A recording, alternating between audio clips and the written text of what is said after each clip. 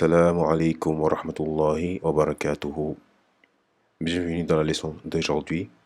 La leçon d'aujourd'hui qui est à Suratu Al-Kawthar. Suratul Kawthar.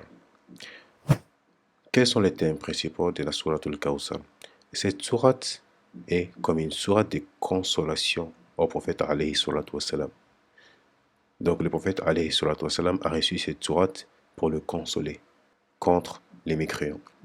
Car le prophète alayhi salatu wassalam subissait des paroles des mécréants qui lui disaient que il n'a pas de descendance. Le prophète, c'est un homme péri et qu'il n'a pas de descendance, subhanallah. Allah subhanahu wa ta'ala a fait descendre cette sourate pour faire savoir au prophète qu'est-ce qu'il lui réserve au paradis et beaucoup mieux qu'est-ce qu'il dénigre et beaucoup mieux qu'est-ce qu'il croive. Qu'est-ce que le prophète alayhi salatu wassalam aura au paradis? Là, on parle d'un fleuve au paradis, le fleuve qui s'appelle Kawthar. Ce fleuve-là appartient au prophète alayhi salatu wassalam qui lui est réservé au paradis. Ça, c'est une réponse à ceux qui ont dénigré le prophète alayhi salatu wassalam et qui lui ont fait du mal en lui disant que le prophète n'a pas de descendance. Sachant que les Arabes, à l'époque, quelqu'un qui n'a pas de descendance ou bien quelqu'un qui n'a pas une prospérité dans la famille, donc cette personne est vue d'un mauvais œil. Donc ils ont vu que le prophète alayhi salatu wassalam, à chaque fois qu'il donne vie à un enfant, cet enfant ne vit pas pendant longtemps et il meurt. Sauf Fatima az-Zahra, elle a vécu pendant longtemps. Il a donné des naissances à des enfants, comme Al-Hassan et Al-Hussein. Donc le prophète alayhi salatu wassalam, Allah subhanahu wa ta'ala lui a réservé Kawthar. Et d'autres disent que Al-Kawthar, c'est Fatima. Certes, certains parmi ses enfants n'ont pas survécu.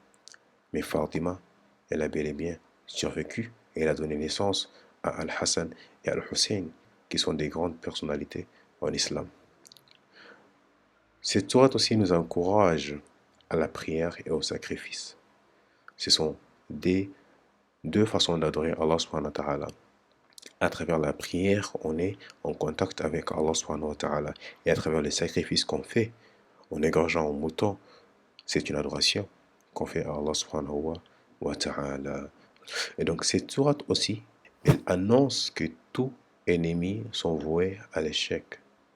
Tous ceux qui se battent contre ta réussite, tous ceux qui se battent contre toi, ils sont voués à l'échec.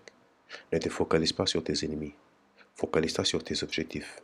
Focalise-toi sur l'adoration d'Allah subhanahu wa ta'ala, à la prière et au sacrifice, à ta relation entre toi et ton Seigneur. Car les ennemis sont voués à l'échec. Donc voici les thèmes principaux de cette magnifique sourate qui est Suratu Al-Kawthar. Nous allons entamer maintenant avec la lecture de cette sourate. Bismillahirrahmanirrahim. Inna a'tainaka al-kawthar. إنا أعطيناك الكوثر إنا أعطيناك الكوثر إنا أعطيناك الكوثر فصل لربك وانحر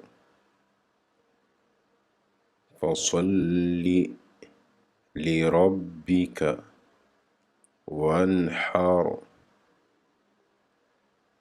فصل لربك وانحر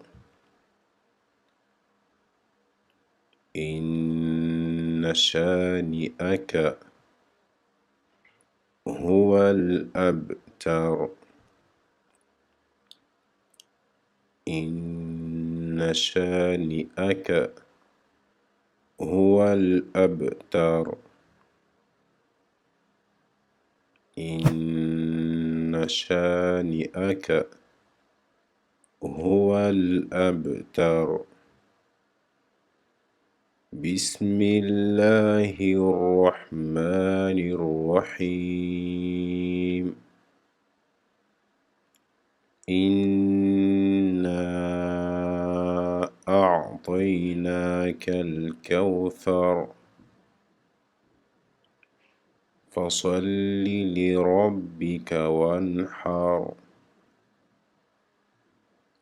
إن شانئك هو الأبتر. Donc pour terminer la leçon d'aujourd'hui, nous allons revoir encore une fois les astuces pour apprendre à lire rapidement. Comme chaque fois, on le répète 3 fois, on répète chaque verset 3 fois. Et la lecture s'est fait verset par verset pendant 15 minutes en ayant la possibilité d'utiliser la version phonétique pour nous faciliter la lecture. J'espère que vous avez bien aimé la leçon d'aujourd'hui et que vous avez beaucoup appris. Vous avez la possibilité de recommencer la vidéo encore et encore afin d'approfondir la lecture. Si vous avez des questions, n'hésitez pas à la poser dans la barre des commentaires ou à nous contacter directement via WhatsApp.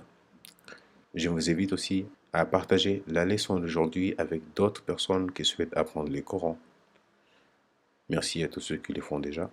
On se retrouve pour la prochaine leçon. Assalamu alaikum wa rahmatullahi wa barakatuh.